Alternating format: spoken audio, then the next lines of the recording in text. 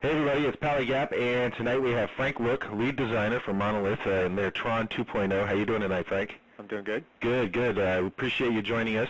Before we talk about Tron, maybe you can give us a little bit of background on how you came to work at Monolith and on this exciting title. Prior to getting into industry, I was doing architectural and interior design work for a firm in San Francisco. I discovered level designing, which allowed me to do things that I wasn't able to do in my daytime job. So I got hooked up, did a couple mod things, did a little stint for a company in New York, then got hired on at Monolith as a level designer working on No One Lives Forever. After that, there was a game designer position that was open, and so I jumped at the chance. Cool. And we talked before how you didn't really know, you knew Tron was one of the possibilities, but you were kind of one of those eager beavers just wanting to move up and didn't really care on the title and got lucky with Tron. No, I mean we had a few irons in the fire. Monolith did for the next project, and Tron was one of them. And of course that was a very exciting possibility. But the other ones were also pretty interesting. But deep down, and I speak for a large group of people here, we were really wanting the Tron to come through, and it did. So we were excited. That was it was a pretty big announcement. You know, this is like Disney's first kind of non-Mickey Mouse, you know what I mean, kind of Disney World game. And it looks like they're going about it the right way, kind of like Lucas did with hiring Raven to do the Jedi stuff. Not doing it in-house. Right. They wanted to tap into a market that they haven't previously been involved with, and that was partially the reason for picking us, because we've been in that market for a while. Sure. So let's talk about the backstory or the plot to Tron 2.0. For those that did not read the great PC Gamer article, it's with Jet, his son Jet, right? Yeah, Alan Bradley, a character from the movie, the kind of nerdy engineer that created the Tron program. Right. Jet Bradley is his son. And it takes place 20 years later, which is today's time frame. And the story still revolves around that infamous ability to digitize humans in and out of the computer. But there is an evil company that wants to get their hands on that technology and use it for evil purposes. Jet's dad is caught in the middle of that, and when he ends up missing, Jet gets drawn into the computer to sort things out. Okay. And we met at E3, and you mentioned how this time it's not exactly voluntary. No, it's Jet. First off, Jet has never been inside the computer. In fact, nobody has since the time Flynn entered the computer 20 years ago. So he comes in, and he's the stranger in a strange land, that kind of classic hero setup. And so it's all new to him, and it's all new to the player. Okay. And is all this like being introed in cinematics and stuff in the beginning? There is a brief intro cinematic that sets it up, and then from then on the game starts. Great. Cool. Let's talk again. We're talking with Frank Rooke, lead designer for Tron 2.0 for Monolith, and I think you mentioned that the site is coming soon, the official website. Yeah, it could happen any day now. I haven't gotten the official word, but I think they're finishing up on it. Okay, cool. I can't wait to see what you guys do with it. I imagine it's going to be pretty high tech and stuff. Yeah, Disney's doing it, and they're really experimenting with some fun things. So I think it'll be entertaining for people to visit more than just once. Cool. Great. So let's talk about Tron 2.0, the game. Some other things. What are some of the new characters? Because obviously, the older ones either would be really old now, or like Mercury. Mercury is a female character. She's a game bot and a life cycle champion. She befriends Jet early on and helps him in many sticky situations. There's also there's a corruption that spreads through the network, and so there's a whole slew of corrupted programs who are pretty nasty looking. And there's also a SWAT kind of militant group of programs that essentially keep an eye on the operating system, making sure that it runs right by watching out for viruses and looking for misuses of resources, things like that. And those guys are constantly watching for things that go wrong, and Jet often finds himself in that kind of situation where doing things wrong. So he confronts them once in a while.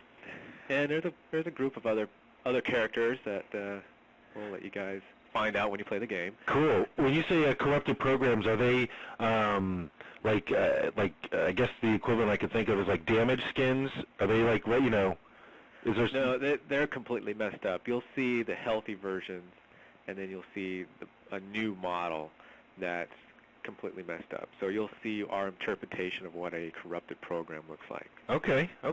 Are we gonna have any interaction with the old group, Flynn and Tron? Flynn doesn't make a showing, but Tron, maybe. I know you can't really say, but it'd be kind of hard to have a TRON 2.0 without at least some sort of inkling of Tron in there. Yeah, and that's a surprise that we would like to save. Let's talk about the weapons, because that's something that you guys showed. You showed me at E3, and again we talked last time about how those incredible setups you guys had on the floor of E3. They were actually like the front end of a light cycle, like the front wheel. Yeah. And I'm telling you, I keep bugging the people at Disney to try to find out what they're doing with them. Do you know what they're doing with them? Sid Mead, who designed the light cycles, right? He signed them. Oh. And so they're autographed, and I think, now this is just rumor, I don't know, but I think they were going to put them on eBay and see what happens. Oh, wow. But I tried my hardest to get my hands on one. I'm silly. I am the lead designer of the game. I need one of those for... But actually, I don't know where I'd put it because they're huge. I'd find room for that. I'd be like, I'd find room for that. They were just too cool. Yeah. But anyway, so when you were demoing it, you were showing me the different, one of the different weapons, and of course we got to start with the discs. Besides the light cycles, it's like I guess the second most known thing in Tron. Yeah, the two icons of Tron, definitely. Right. And you were telling me how there's 3 types. Tell the people about the different types of discs. Well, it might be helpful to understand. We've classified our weapons by primitives, which means there's a core shape or a core base for each weapon, and the disc itself is the disc primitive, and we have other weapon primitives. But for the disc, you can modify that primitive, changing its function, changing its attack. And we have various versions, one where it bursts apart into many pieces, another version where you have complete freestyle kind of control, steering it around, up and around objects and around corners. You can bounce it off of walls and floors. So it's just a varying degree of control or attack or method of blowing up. Okay. Yeah, I like the one where they split into all the different shards and pieces. Yeah, it's pretty deadly. Yeah, that is pretty cool. You can also, like you're saying, you can control it. Yeah, we wanted to make sure that we captured that feeling from or at least what you think the feeling would be when you saw the movie. And so there is both defensive and offensive components to the disc. Defensively, you can throw it and influence its path. You can also, like I said, ricochet it off of surfaces. So it's you can arc it into the player. You can bring it around a corner and catch somebody. But also the defensive component is important because in the movie you're able to block shots, and so the battle between an opponent becomes more of a strategic timing thing than the traditional first-person shooter where whoever has the biggest gun or the most bullets usually wins. Right. Yeah. What about because you saw when I think it's one of the first times you see Tron in the movie, he's doing all these kind of behind-the-back throws and stuff like that, different tricks. Are you able to do that in the game? Well, that would be really disorienting in the first-person view. Yeah. You get to enjoy your opponents doing those kind of moves. Okay, so when they throw it, you see them... Yeah, they'll be doing all kinds of fancy stuff. Oh, cool. Let's talk about some other of the weapons. The rod, I guess that's probably the second most famous weapon there that those guys kind of use to prod people along. You guys, like you said, there's a primitive version, and you've expanded upon that. Right, there's a rod primitive, and I'll just list the other ones. There's a ball primitive, and then there's a mesh primitive. And we've made these primitives native to certain factions within the computer. So the disc is part of the player. The rod is part of the game bot light cyclist because it actually works as the handlebar for a light cycle. The ball is part of the corruption, and the mesh is part of our main antagonist of the game. Main bad guys. Yeah.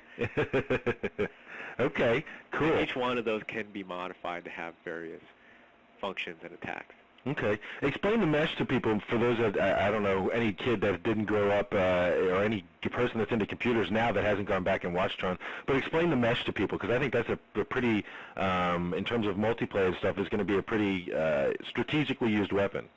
The mesh or the disc? The mesh. Well, the mesh doesn't play any more important part in multiplayer than any of the other weapons. Okay. It's not the one where you just kind of throw it over them and they hold still? No. Well, no, not really. That's cool. I know you. Okay, well, what does the ball do? The ball is part of the corruption group, and it's typically used as like like a bomb, maybe, or something that has a splash damage. A small grenade? Yeah, or they can project it out similar to like a rocket launcher. Okay. Yeah. Sweet, sweet. Again, we're talking with Frank Rooke, lead designer for TRON 2.0 from Disney and Monolith, makers of No One Lives Forever, and gosh, what else have you guys done? Shogo, AVP2. Yeah, AVP2. Blood. Yeah. 2. A lot of good first-person shooters, so there's good quality, good pedigree behind them. Let's talk about the environments, because that's one of the things that people are just going to really, you guys really nailed it, in terms of you guys, in the first movie, of course, it was just a mainframe. You guys have gone outside that kind of. Explain how you guys have gone outside just that one computer. Right. Nowadays, well, first off, people in general, the general public, has a larger range or a greater understanding of what computers are, and just a larger vocabulary. So we're freed up to introduce, things that maybe back then they wouldn't have understood. Like the player gets to visit a firewall, they get to visit a PDA.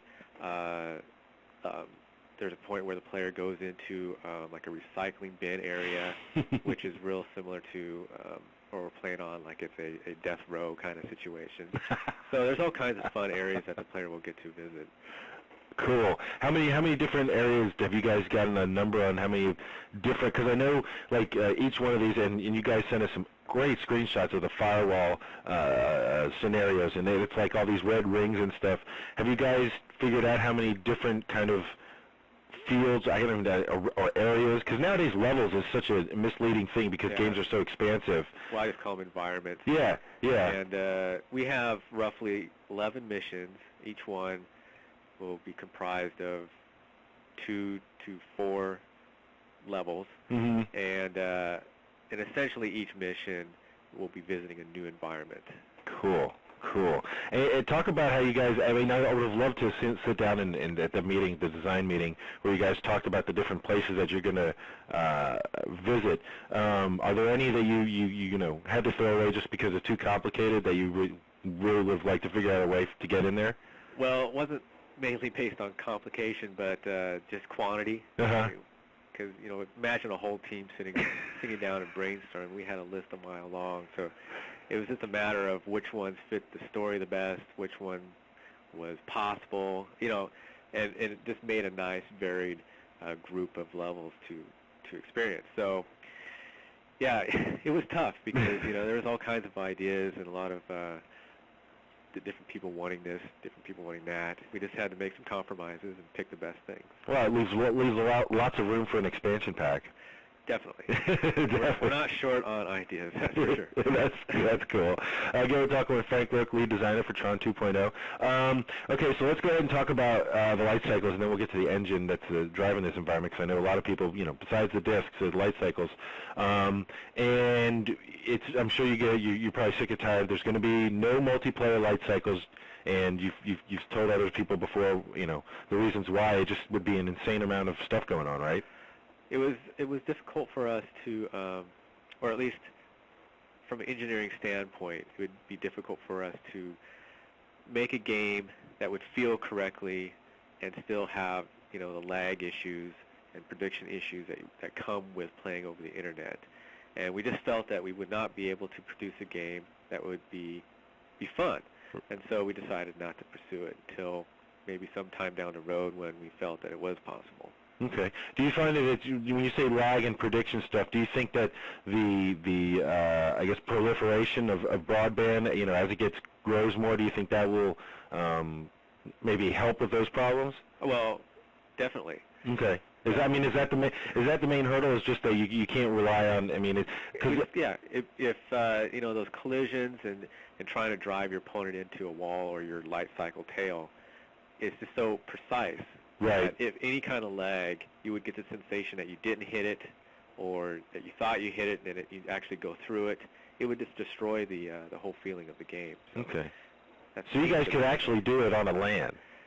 Yeah. Okay. LAN, definitely we feel confident that would be possible there. In fact, there's a couple, shareware kind of light cycle games out there right now that do that. Wow, I didn't even know about that. Well, they're pretty, arcade kind of. They wouldn't explore the 3D like we would, but right. The functionality is there, and it proves that the LAN would work well. Okay, so cool. So maybe that's something else so we can look for another title we can look forward to down the road. So let's talk about how you guys are going to implement them into the game, because it's not like they're not going to be there. And in fact, Sid's doing some new ones for you guys. Right. Sid designed the original one as well as many other components of the movie. And we felt to really legitimize a new light cycle, it'd be fun to have Sid involved. So he readily agreed, and he's designed a new light cycle for us. And that will be, we'll still have the old ones, and so we'll have two light cycles that the player will get a chance to compete against opponents on game grids. And these light cycle races are fully integrated into the story, so they're not these side games. Mm-hmm. Periodically, you'll have a chance to jump on the cycle and deal with whatever the situation is at the time. Last time we talked, you mentioned that you might be implementing some sort of kind of like, and not to use a word, you just said side quest, but like an opportunity to kind of unlock racing levels so you can take a break from the normal game and kind of just race around if you want to. Right. I'm hoping to, if once a player completes a particular light cycle experience, that level is unlocked, and they can play that level at any time outside of the single-player game. Okay. How many opportunities, have you guys settled on how many opportunities or different times that they'll be able to like you said, it's how it's integrated into the story, how many different times there are? Well, there's roughly a handful of times. Okay. Yeah. Okay. And the setup's different. The actual objectives within the race are different. Is it on the same grid, or are they different grids? Different grids. Different grids, yeah. Okay. Are there any, I don't know what the word, extra grids once you unlock the stuff? Are you guys talking about that? Yeah, well, that's all dependent on time. That's okay. outside of our focus scope. Right. Okay. But, if it pans out to where we can pump out a couple more, that might be fun. Cool. So the player will have a chance between, now is it the type of thing where once you choose a light cycle, you have to use that light cycle throughout, or can you switch in between the two different types? It's all dependent on the situation. Okay. Yeah. Okay, great. All right, so let's talk about the new engine you guys are using, and there's been a lot of stuff, and at E3 there was a lot of showings about it, because it's almost like you guys in LithTech are developing this engine co-dependent or independent with each other, because they had just implemented that nice glow feature before you guys got there at E3, and like some of the code that's being written for TRON is going to actually go into the engine, right? Yeah, there's first off, the glow, which was a joint effort between NVIDIA, LithTech, and our engineers at Monolith, and that was just that final aesthetic element that really pushed the look into the TRON universe, and we were pretty excited about that. Other features, LithTech and the Monolith engineers are working together to just meet whatever demands that the game is calling for, and that's both aesthetically and gameplay-wise. Now, the Triton engine that we're using is essentially a modified modified version of the Jupiter engine that's powering No One Lives Forever 2, mm-hmm. which is a brand new engine system. So any kind of feelings that you had about the engine playing No One Lives Forever or AVP2, just throw that out the window because it's completely new. Yeah. It's really, for those that didn't get a chance to go to E3. I don't know if you guys handed out those little Tron discs. I don't know if you guys posted that movie on the web yet or not. We didn't personally, but I think some people did. Okay, it's out there somewhere. It's out there somewhere. Yeah. You guys definitely download it. If I could afford the bandwidth, I'd put it up there because it shows off some really nice gameplay and the environments and stuff. let's talk a little bit about moddability, because that's something that's like almost become a standard now with today, especially with first-person shooters. Is there going to be any in Tron, and how much have you guys decided how much you're going to let the guys mess around with it? Yeah, Disney and Monolith are interested in supporting the mod community, and Monolith has done that for pretty much all the previous games, first-person games. So Tron won't be any different. We're really hoping to give all the tools, any kind of support that's necessary outside of the purchased game, and let them run loose. Cool. Again, we're talking with Frank Rooke, lead designer for TRON 2.0 and dev at Monolith and working with Disney. All right, so let's talk about the multiplayer and what it's going to entail. How do you envision the multiplayer? You talked last time about a leaderboard system. Yeah, we want to take advantage of how cool the disc is and how fun it is to actually pair off against somebody else. Since the disc has the defensive and offensive element to it, it's actually kind of fun to square off one-on-one or two-on-two with another team. And it just became apparent, well, why don't we try and structure a multiplayer that way? And so that's what we're doing. We're going to structure it like a tournament, like a gladiator kind of arena situation where people work up a leaderboard to eventually have like the championship between the top two people playing it out for the ultimate leader. Cool. And how many people do you envision playing at a time? Because one thing some people don't like. Some people don't mind, like with, I guess, Rocket Arena, watching other people play. Well, there's other people that are like, I just want to jump in and play. Are you going to have the different styles? We're going to have it set up differently, and that'll be up to the server. You can either play it to where it's elimination, wait until the round's over with, or it's based on points. So whoever scores the most points wins that round, so you would spawn back in. And that stuff could be also based on trick shot, other point-generating things that we come up with. So hopefully that the frustration on either side we can take care of, just depending on how the server is set up. Okay. That option will be there. Okay, so the servers will be very configurable in terms of teams and stuff like that. Right. The core structure of the multiplayer will be there, but we'll have options for it to be ran the way the majority of the people or the guy running the server wants it to be ran. Okay. Are there any special, new modes that you guys are going to try to introduce with Tron? Sometimes they have of course you're going to have like deathmatch and team deathmatch or some variation of it, and sometimes they introduce new co-op modes or different ways of doing stuff. I didn't know if you guys were trying to think of it. Well, actually, we feel that this tournament is different, and we're going to put all our focus onto that. Okay, cool. Have you guys set a number of how many different multiplayer maps are going to be? I think the number that's rolling around right now, somewhere between, around 6. Okay. Yeah. Cool.